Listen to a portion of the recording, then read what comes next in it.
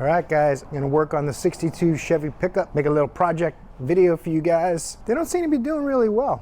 I'm kind of surprised. I thought they would do a little bit better. Maybe I'm including a little too much repetitive footage. You guys let me know. I want them to succeed. I'm having a lot of fun working on a truck and making the content. Tell you the truth, I'm really enjoying it. It's my favorite thing, probably. But it's hard work, and it's probably my least successful content. Go ahead and get some Florida sunshine in here, start setting up to work on that truck out back. Ready for action. Let's do it. Stay tuned.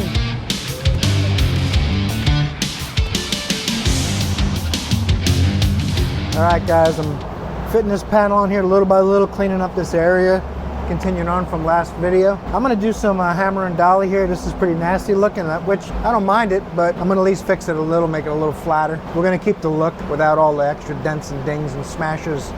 They're real easy to fix while it's apart, so that's what we're gonna do now.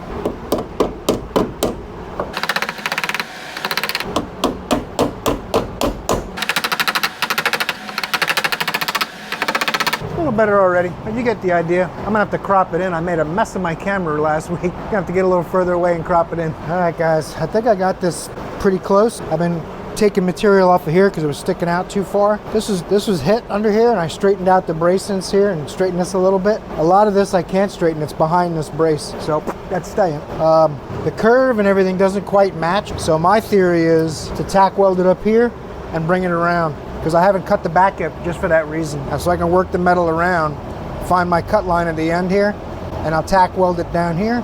Then I gotta build this little lower piece. That's where we're at now. I started cleaning up the metal edges, just grind them off so the weld will take good. I'm gonna get some of this Bondo out of the way before I start. I'm gonna start tacking this up. I'm gonna try to start this up. I'm not gonna do these spot welds down here and the spot welds around the bottom until I get the floor and the rocker all done.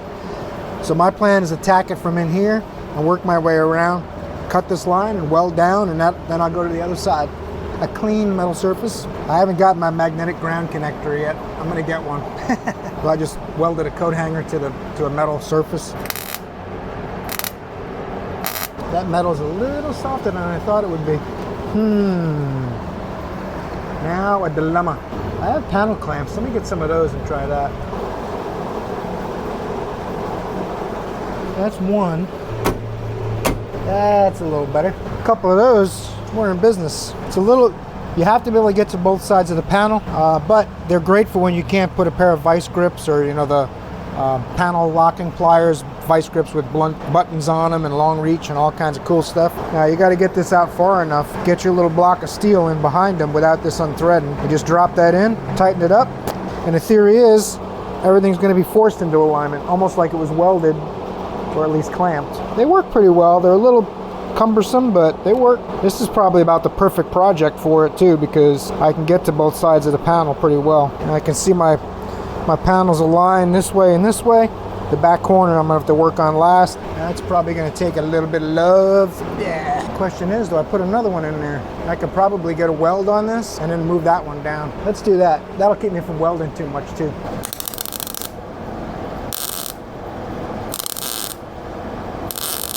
I tried tightening the spring tension in the wire feed roller. Didn't really seem to do much. I'm gonna let this cool a little bit. And then I think I'm gonna cut this end line because I think we're pretty close. The panel, this is touching the under brace, the floor brace. So the panel's gotta come out. Everything's kind of out of kilter. I'm thinking that this was made into a rat rod truck because of when they started stripping Bondo off and seeing how bad stuff was under there. They just said, nah, we'll just find a cleaner truck. Because if you were going to make this a show truck, you'd basically be replacing and reworking every single panel on the truck. So, but anyway, when I get done with it, it's going to be cool as hell for what it is. Just not going to be ready for the Riddler Award.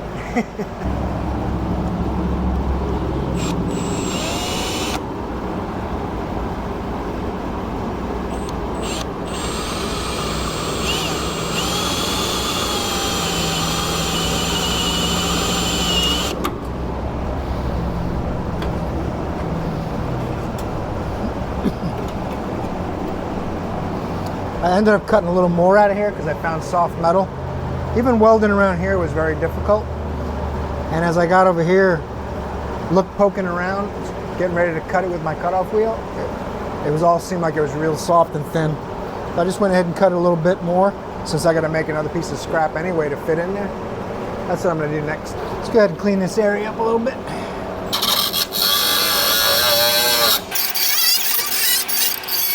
I'll spray some Ospo in there.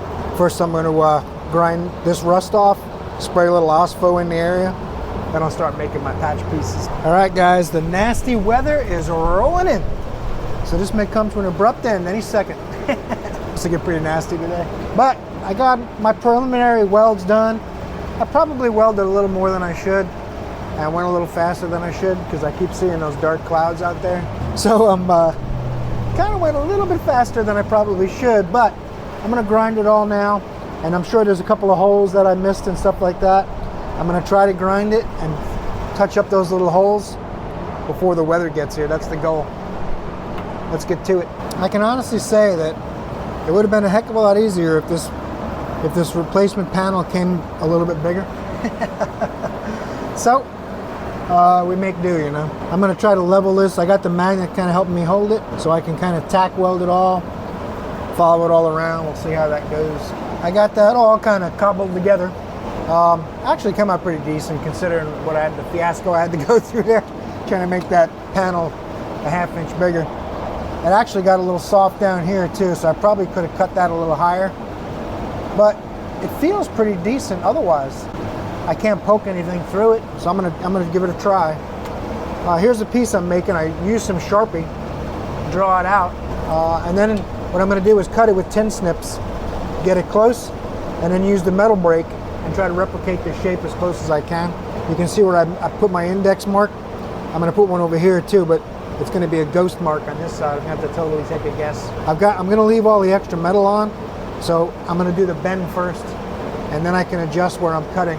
Although I do have a rough cut line, I'm not cutting that part yet until I make my bend. That way I can make the small adjustments. We'll see how it goes. We'll go over the metal brake in a minute.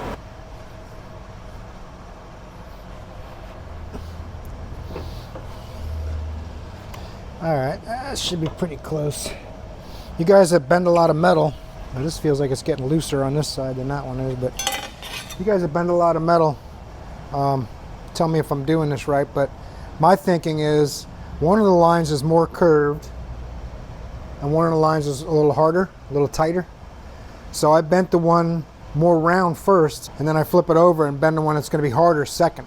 And it kind of straightens this one out a little bit and helps you with the radius curve, so it looks a little more like the original panel did. I'm not sure if that's the correct way, but it seems right to me. Might need to pull this down a little bit. I think I've gone a little far, but I can hammer that down straight a little bit. All right, off to the truck. Let's see how that fits. Whoa, that is accidentally pretty good, boys and girls. Accidentally pretty good. All right, I'm gonna take some metal off of here and some metal here. And I'll use my snips, I think, instead of the cutoff wheel. The snips are nice. They don't, it's not quite as sharp an edge, and they don't heat the metal up. So you can see where I sprayed the Ospo. I'm gonna throw a little primer in there before I start tacking this on. And I can also get to the back once I take the gas tank out. I think we're about in business. I do have to bring this up though, because there's a radius there and I'll have to trim the bottom. Sweet.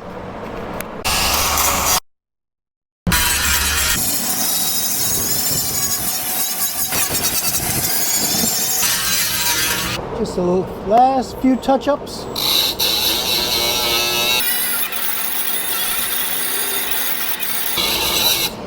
Ah, dead battery. That's terrible news. I'm gonna go get another battery pack, try to finish this up. I'm gonna try to get some primer on this before the weather gets here.